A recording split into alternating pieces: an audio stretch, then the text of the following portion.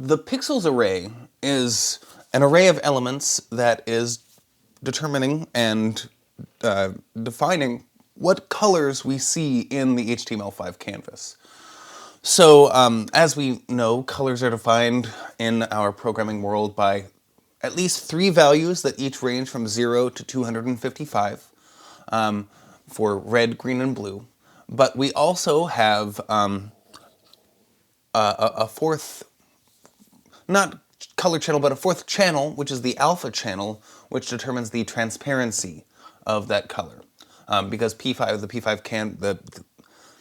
control of the canvas, we can do transparency colors. So we have RGBA channels that we need to define to influence what color each pixel is in our sketch.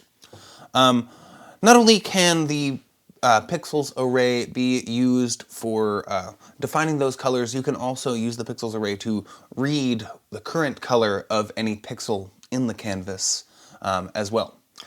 So just really quick, going through the documentation, we see that we have the data type of the array. So if we look at this, this tells us that we have an array of values that are 8-bit integers. We have the 8 for the number of bits, the int, and clamped means that if we ever try to put a number in that is outside of that 0 to 255 numerical range, it'll bump it down to one of those minimum or maximum values. So if we try to define a pixel as having 270 in the red channel, it'll bring that down to 255. Similarly, we can't do any negative numbers. So we have a list of these 8-bit numbers. And you might think that we have, well, let me go back to the documentation before I keep talking. So each one of those pixels, each individual pixel in our sketch has 4 values associated with it. There's that RGB and A channel for each pixel. So that means that in a 400 by 400 pixel sketch, the 400 by 400 pixel sketch, there's 400 times 400 to get the number of pixels times 4. So I think that is actually this value, but that's unrelated. It's a coincidence that it matches up with this value. But yeah, 400. Let's just get the calculator out. Why not? 400 times 4. Oh, we don't want the logarithm of it. 400 times 400 times 4. Oh, right. 640,000. I was just doing the 400 by 400 here. So there's 640,000 elements in this pixels array if we have a 400 by 400 pixel sketch and the pixel density is 1. I believe I may have glossed over pixel density previously, but pixel density is just, it's a number that defines how many pixels there are in the physical display versus in the like the encoding of the number of pixels. So for example, the Retina display on laptops, on the Apple laptops, there's a very large amount of pixels in there.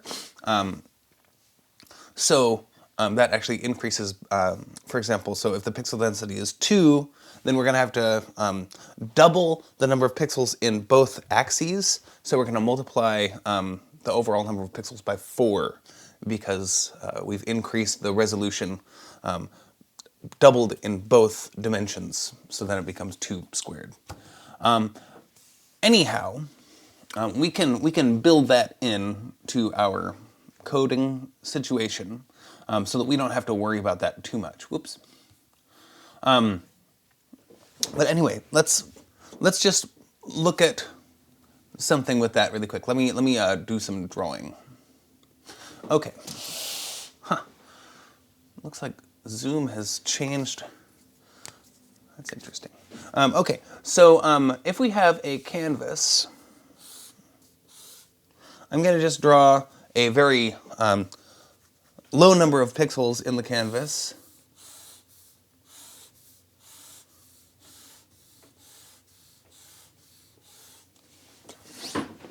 right? So we have to be able to translate between two ways of thinking about this space, right?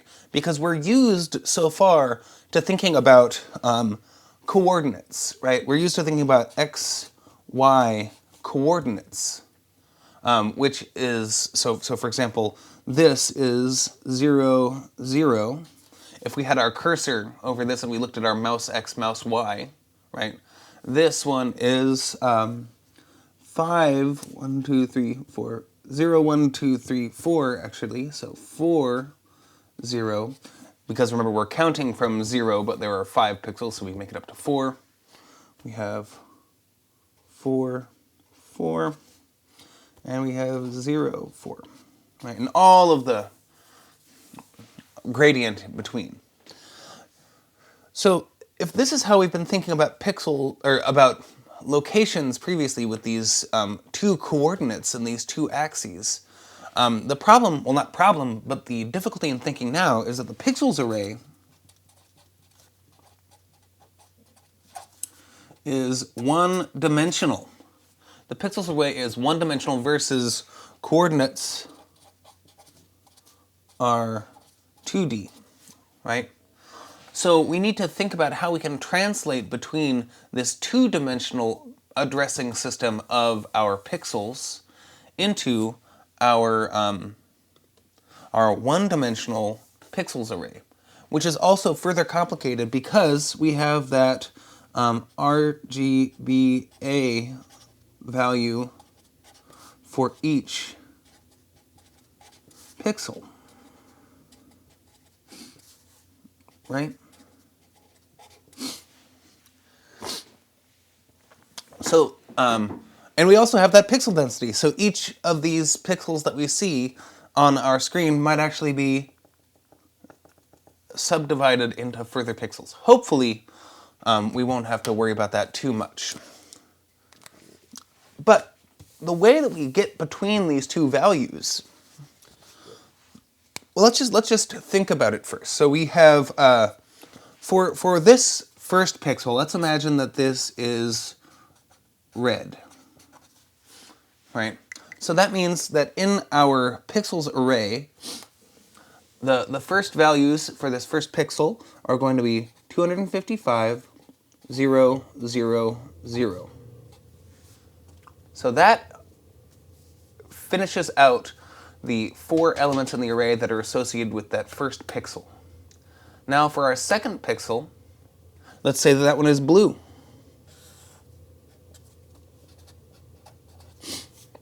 So that would be the RG. I'm going to redraw that so it's less confusing. I'm going to write it up here, actually, in a longer line. So we have the first pixel, RGBA. And now we're onto our second pixel, which we have decided is blue. So we have 0 for the R, 0 for the G. The B is 255, and the alpha is 0. And we'll make this one green. So for green, we'll have 0 red, full green, 0 blue, and 0 alpha. So you see, this right now, it just looks like a whole mess, right? It's very hard to read this intuitively until we remember we can break it down into chunks. So we have our first 4, our second 4, our third 4, and so on down the list until we get to the end. So for this small canvas here that only has 5 pixels by 5 pixels, right? This this array is going to be 5 pixels times 5 pixels times 4 values per pixel. So that works out nicely to 100, right? So we have 5 times 5 is 25 times 4 is 100. There will be 100 elements in this array to control these pixels. So now we need to be able to determine what is the index of the elements of the array that are associated with any number of these pixels, or any one of these pixels, excuse me. Like if I wanted to say, what is the alpha value of this pixel, what number in this array am I looking for? What index, which element at which index in this array is responsible for the alpha value of this pixel? To determine that, what we need to do is we can look at that xy coordinate and just do a little bit of math. So thinking about how to get there, let's work through it intuitively. The first thing we want to do is we want to take care of this block of pixels here.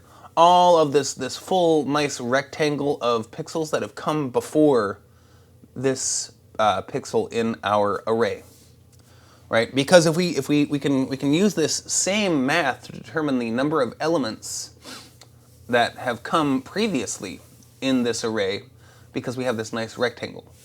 So this math will be, so we have the x position here, right? So we have the x position here, which let's just say is 0, 1, 2, 3. Well, let's count from. We'll count from 0. So why not? 0, 1, 2, 3. So that means we have 3 rows of pixels, right? So that means that we have 3 times our width, which in this case is 5, times 4, because there were 4 values associated with each pixel. And so now that is going to equal 15 times 4 is 45. So that means there were 45 elements in the array in this first block. And now we just need to take care of these ones. So then we have 3 pixels. So I'll say, oh, I'm getting off screen. Whoops. We have 3 pixels times 4, because there's the 4 elements in each, for each pixel, the RGBA values. So that is 12. So we have 12 plus 45. And then we finally have the red value, the green value, and the blue value, and then the alpha value for this one. So that means we're going to add 4 to that. Plus 4. So in the end, then we have 45, 57, right, 40, 57, 61. So the alpha channel will be the 61st element in this array, which is going to be index 60, right? Because we start counting from 0. So it's a lot. I understand that this is confusing, but that's okay. You'll if you end up working with it, you'll get a little bit more of an intuitive feel for it. But the main thing is that we need to deal with that translation between x and y. So I have put together a little sketch here, and yeah, this may look daunting, but let's walk through the code, and I'm going to add comments into here. But first, let's just look at, before we even look at the code, let's look at what it does. So what we're doing here, I just have a very simple sketch for dealing with the color, where we have red values are controlled by the mouse in the x-axis, and blue values are controlled by the mouse in the y-axis. And we're just not using green, just because our space that we're working in is 2-dimensional and color space is a 3-dimensional space, and I didn't feel like dealing with 3D for this. But interesting, I don't know if, a quick tangent. If you're familiar with the artist Taube Auerbach, she made a cool project that is a book that is a 3D color space that you can thumb through, which is just interesting to show the physicality of color. Anyway, back to this. So we have our ability to control the red and blue channels of color with our mouse. And we'll go through how that works in a moment once we get to the code. But also in here, if I click, it will print out in the console the x coordinate and the elements of the pixels array that correspond with that xy coordinate. So let's see if I can get my mouse up to the very tippy top left pixel. One away. Okay, so right now if we look at the bottom of the screen in the console, we'll see that I am at position the xy coordinate 0, 0, which corresponds to pixels 0 through 3, or elements 0 through 3 in our pixels array. If I can move my mouse 1 pixel over to the right, I think I got it. Now our x position is 1, and our y position is 0, and the pixels in the pixels array, the elements in the pixels array, excuse me, I should actually, let me change that really quick. There we go, that will be a little bit less misleading. Well, anyway, the elements in the array were 4 through 7. And the reason that this is important is because if you're doing anything complex with drawing graphics in the canvas, this is one of the fastest methods that you can use. I actually don't want to use the word method. One of the fastest techniques you can use, or one of the fastest tools you can use, because of that data type. Remember, we said we have this 8-bit integer array. So this array is the minimal amount of information in it to define these colors. They're not our standard integers that we use, because those, like a normal integer that we might encounter, can go into negatives or beyond 255, and all of those numerical values are taken into account by the amount of data storage in that variable, versus this defined 8-bit integer, positive or unsigned integer array. So if you need to do a lot of stuff on screen using P5, the pixels array is the fastest way to do it. Like I'm redefining every single pixel on here individually in my code, and it's moving pretty quick. But okay, so I get ahead of myself. Let's look through this code. So first of all, I have in the setup function, I have a console log where we're just printing out the pixel density. And that is a value that the browser determines about the specific monitor that is running the code. So if I was running this on a different computer than the one I'm currently using right now, I might get a different value than 1, which is what my pixel density on my display is. You, if you're on a nice laptop, might have a pixel density of 2. Anyway, the first thing I want, I'm just printing that out so we can see that value and see how it's going to influence our elements. Let me just run that again. Influence the indices of the elements that define those colors. All right, before you're able to use or access the pixels array, we have to use a little function called load pixels. So that is going to actually pull the pixel information from the canvas and make it available to us in P5. So pull information about pixels. I got an extra semicolon there. And so these variables right here that are local to the draw function, these are just variables that we're using to control our color using our mouse.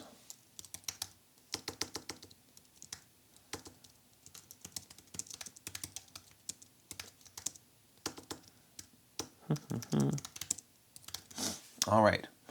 Now going further. Now we're getting to the real deal.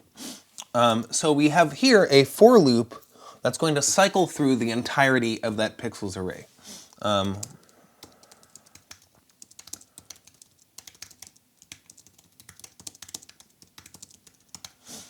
All right, and let's just look at what's happening in that for loop. So first of all, let me just blow my nose.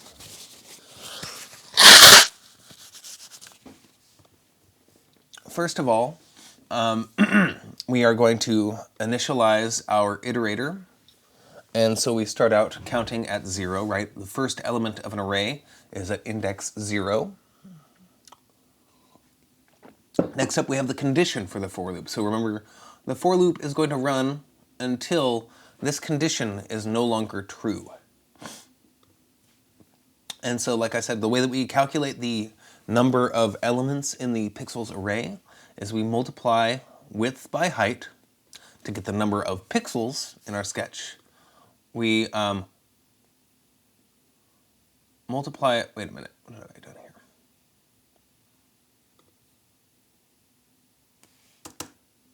One second. Wait a minute. Oh, okay. I had a mistake left over from a previous sketch. Okay, good. So we multiply the width by the height to get the number of pixels. We multiply it by 4 for that RGBA, the 4 color channels behind each pixel. And then we have to multiply it by the pixel density. Because my pixel density is 1, this isn't really changing anything for my sketch. But if you had a different pixel density, this would make it work out for you. So yeah, disregard that little extra 2 that I had in there. Anyhow, moving on from there, that gives us the number of elements in the array that we need to go through to be able to set every color on our canvas. And now here we encounter our friend the modulo. So remember, modulo is it'll give us the remainder of a division. So if we take our element number that our for loop is currently on, and if we take a modulo 4, then we can determine which one of those RGBA channels the current element matches to. So just looking back at our drawing, all right, so we have, I'm going to write these are the values in those elements. So this is pixel 1, pixel 2, and pixel 3. Right, I'm going to actually just get rid of that, and we'll come down here so it's a little bit cleaner. So we have our 3 pixels that we have determined are red, blue, and green, right? And now I'm going to write the index of each one of these elements in the pixels array. So we have 0, 1, 2, 3, 4, 5, 6, 7, 8, 9, 10, and 11. Right, so if we take any arbitrary one of these, so I'll just say we'll go with 8.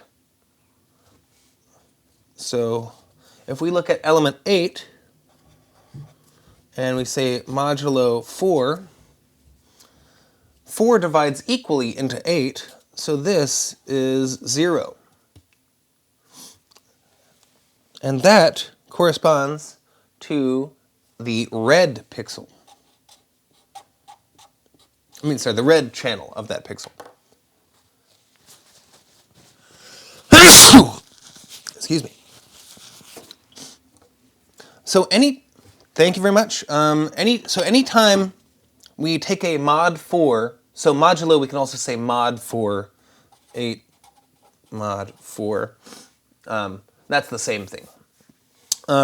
Anytime we take a modulo 4 and we get an answer of 0, that's going to be the red channel. Excuse me. So we'll just try that again. So 0 modulo 4 is 0. 4 modulo 4 is 0. You see all of those indices that match up with the first color channel for each pixel is going to give us a 0 when we use a mod 4 on it. Let's just try the blue channel. 2 mod 4 equals 2. 6 mod 4 equals 2. 10 mod 4 equals 2. Because, remember, 10 divided by 4 will give us an answer of 2 with a remainder of 2. Right? 10 divided by 4 equals 2, remainder 2.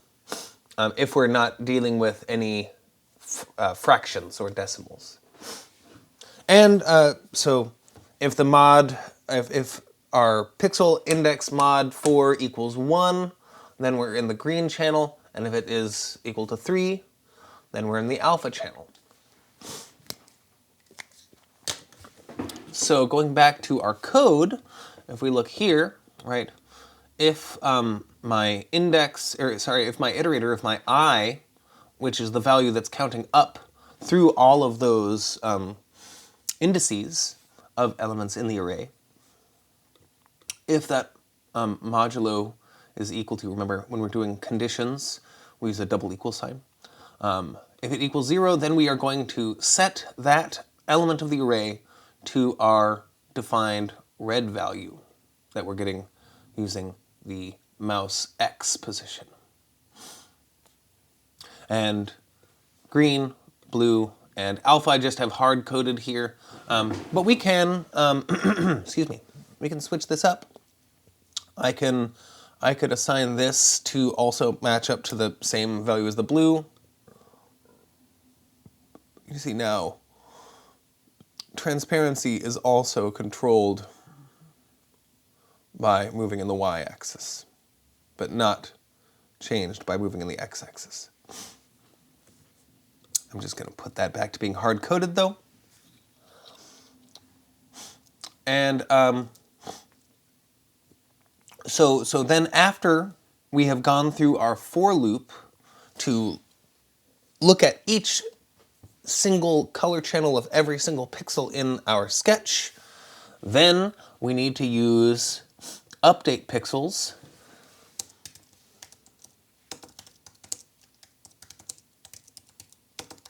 it updates the pixels in the canvas. So that's the end of what you're seeing happen in here, in the sketch. And the only thing left in this mouse pressed function is what happens when we click a point in there. And looking at that, it's a bit long here, but we'll look through all of that together. So we have a concatenation. So remember, a concatenation is when we take multiple things and just shove them on to the end of the previous one. So we have a string here, x, and this is mostly just to make things human readable down here in the console. Our x position where we click is mouse x, the y position is mouse y, and then the elements in there are determined by this variable here, which we have defined on line 35 of the code, a hyphen, once more for human readability, and then we add 3, right? Because if we have 4 elements, 0, 1, 2, 3, right? Because even if there's 4, we only have to add 3 to get to that 4th value. Once again, indexing can be confusing. So let's just look through this math right here on line 35. We have a variable local to the mouse pressed function called pixel array elements at mouse. Very verbose title of that variable. We have the mouse y right, which is the if we go back to our previous sketch or our previous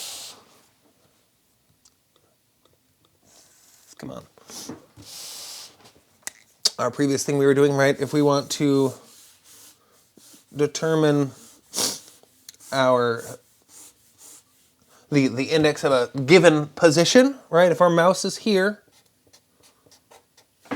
right, we have 0, 1, 2, 3. This 3 corresponds to this block of pixels right here. There's 1, 2, 3 pixels. And we multiply that times the width.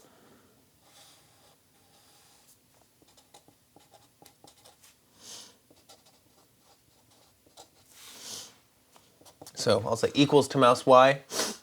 And then that is going to give us this block, this number of pixels. And then we can just add in to that, we can add the mouse x position, 0, 1, 2, 3. And that will give us these remaining pixels. So now we have sorted out that block of pixels and that block of pixels equals to mouse x. And so this number right here that we've calculated inside of these parentheses, right, if it were this example, it would be 1, 2, 3, 4, 5. 5 is our width. 5 times 3 plus 3 is 18, right? 5 times 3 is 15, plus 3 is 18. Times our pixel density times 4, right? So 18 times 1 for my pixel density times 4 for the RGBA values. So that is, for us, 72. So that means that the red channel of this pixel in this drawn example would be at index 72. And then the the 3 other channels, the RGBA, would be at 73, 74, and 75.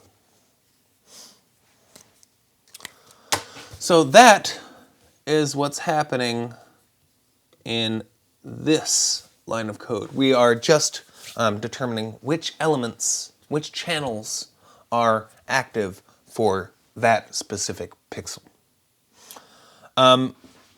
Yeah, so I understand that this might be confusing. So just play around with it. Try setting different areas of pixels, like for example in the reference, right? They are defining the color on either side of the halfway point. And I have another sketch that is, oops, I'm way over. So this sketch here is about both writing to the pixels array, right? We're changing the values in that pixels array, and we're also, when we click, we're we're not reading any information. We're just determining what the pixel address, or sorry, the channel addresses are in that array here. In the other example that I put up, which is basically just the same as the reference, we are using two separate for loops, one of which counts up to the halfway point and the other of which counts up past that to the end of the pixels array. And then we're just setting it using the functions where we can define, we can pull the channel information from a color. And these colors, pink and aqua, these are named colors in HTML, so we have access to those in JavaScript. So yeah, in here, I guess we did define them here, but we have our canvas, we load the pixels, we determine our pixel density, and then we do a little bit of math to determine what the halfway point in that pixels array would be. We have a for loop that goes up to that halfway point, and this uses a slightly different strategy than I used in this one, where here we are using modulo, excuse me, to determine which channel we're on for each individual pixel. This one does it a different way, which is, instead of doing it that way, we're counting up by units of, or by increments of 4, right? So plus equals is where we're going to increment this value by whatever number follows the plus equals. So here, instead, we're counting up 0, 4, 8, and so on, and then we're just adding to that index to get to the other channels. And then this second for loop starts where the first one left off and continues on to the end of the array.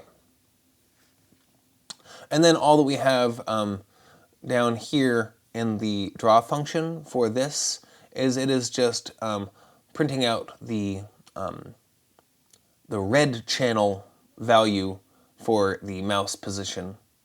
So if I hover over the pink or the blue, it'll give me this information. One thing that this can be good for is it's an easy way of if you're into game design, this can be an easy way to determine if your if your character has died without having to deal with a bunch of defining colliders and stuff. Colliders, as I believe we talked about a while ago, is where we can see if elements have touched in our virtual world.